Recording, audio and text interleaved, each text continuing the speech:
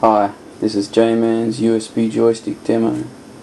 At the moment we only have one axis hooked up on this pot here, and we only have two buttons hooked up on these two buttons here. And the throttle is actually controlled by the keypad at the moment. As we can see, there's nothing on the game controller menu. And if we push reset, up it comes. Then we'll have a look at properties.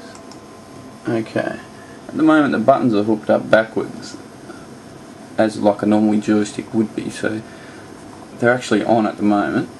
But if we press the buttons, they go off. So the buttons are working.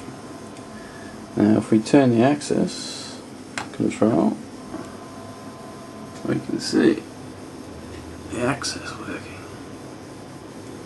And then all we've got is the throttle left. And there's the throttle.